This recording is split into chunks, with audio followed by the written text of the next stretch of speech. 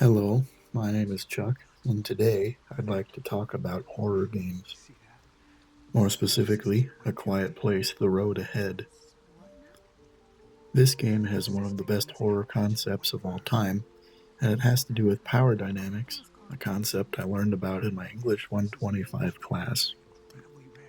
If you don't know, A Quiet Place started as a movie series and was adapted into a spin off game. In this universe, death angels fell from the sky, have incredible hearing, and kill anything that moves. The interactions between the main character and the death angels invoke familiar fears to us all, bringing us back to our childhoods, the fear of the unknown creeping in on all sides. So what can we do about it?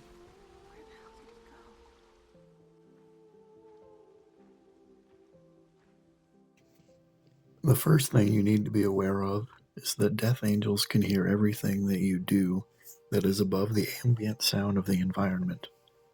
However, you can usually combat this by moving slowly, depending on the surface you're walking on.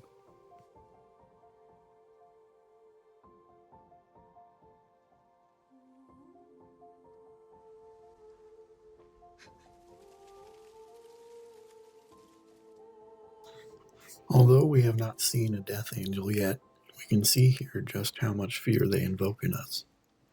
We'll get into why exactly these guys are so scary soon, but for now it is enough to know that they can change a relatively tame situation into a maze of life or death decisions.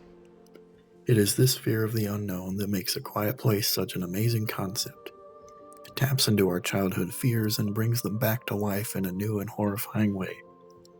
We have been thrown from our place of power and replaced by something truly horrifying.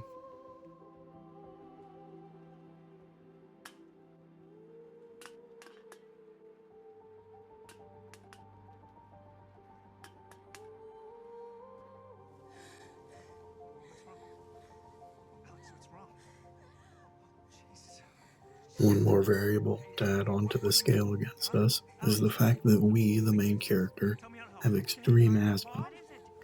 Every physical action, such as climbing or lifting things, drains our energy and brings us closer to an attack. Being near a death angel also rapidly increases our asthma bar. This can be combated with inhalers and pills, but these are a finite resource and must be used sparingly.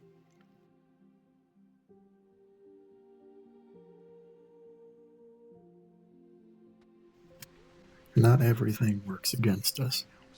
As mentioned earlier, as long as the sounds we make are quieter than the ambient sounds, we are safe and free to make them. However, these ambient sounds fluctuate in volume and sometimes aren't present enough to do much more than tiptoe around piles of leaves, broken glass, crunchy gravel, and rotted wood. We have almost no power against the death angels, and are entirely at their mercy. And that ran dry long ago.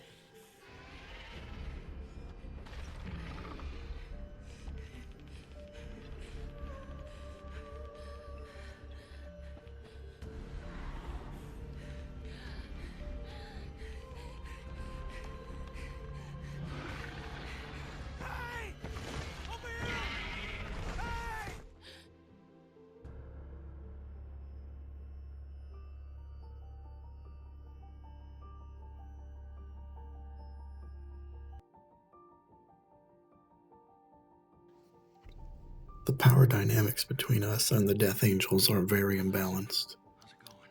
We have resorted to holing up in a hospital, surrounding ourselves in sound-limiting materials such as sand and mattresses, and hiding with no plan of action. However, we have not given up.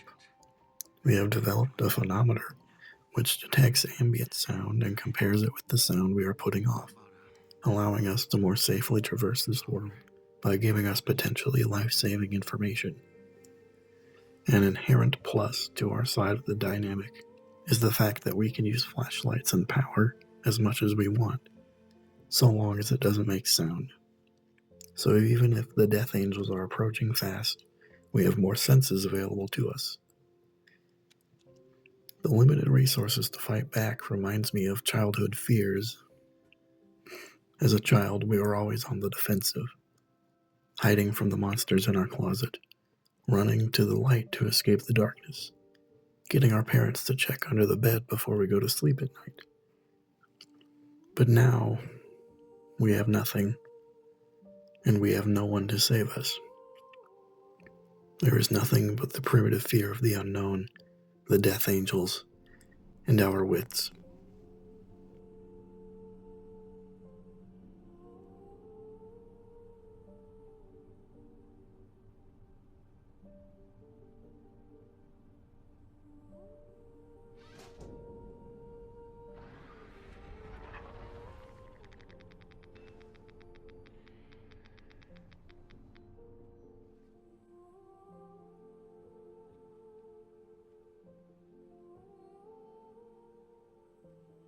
Soon we will see our first death angel of the game, so it seems fit to discuss their attributes and their abilities. Death angels have hearing beyond our imagination, so sensitive that it can detect the difference between wind and the breath of an enemy. They can also enhance their hearing further by shifting their faceplates to reveal more of their intricate hearing system. They also have razor-sharp teeth and claws for rending flesh and destroying anything that may come in between them and their prey. They have seemingly endless stamina, extremely quick reflexes, and amazing agility. Their outer skin is impenetrable, and their faceplates can be quickly shifted to cover their only fleshy weakness, their ears.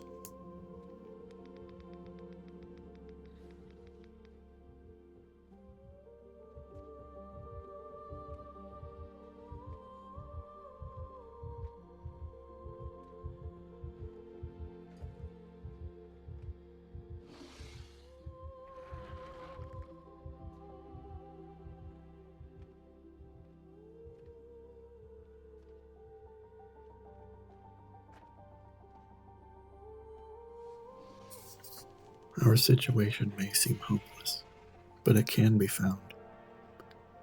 Despite the Death Angel's massive advantages, there are ways to exploit their limited senses and their bloodlust to avoid death. For example, sign language and writing can be used to communicate, even in situations where it is imperative that no sound is made.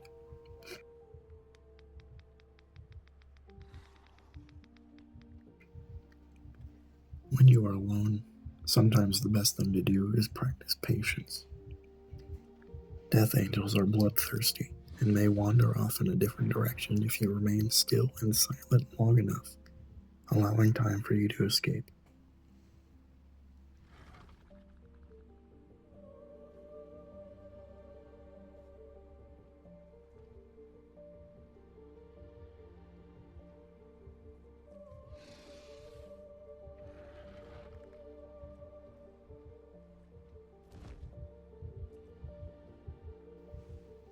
As mentioned before, you can also use soft materials to muffle sound, such as sand for walkways, wearing socks or no shoes, and creating safe rooms with materials like mattresses, pillows, and blankets.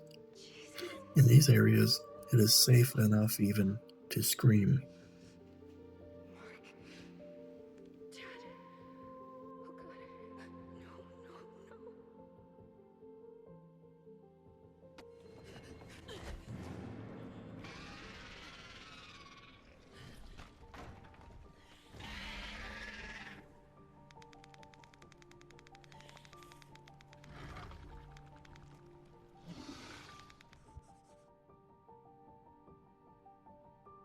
It is also possible to distract death angels with new and strange sounds, such as throwing items, activating a loud toy, or setting up traps for the death angels.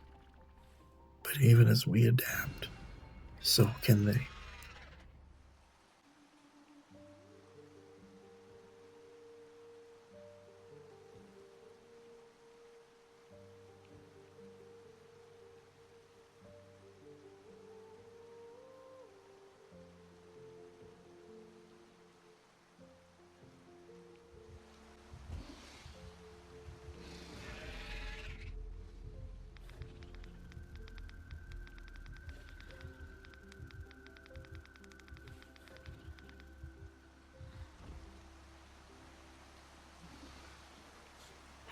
In conclusion, A Quiet Place is an incredibly powerful concept for the horror genre.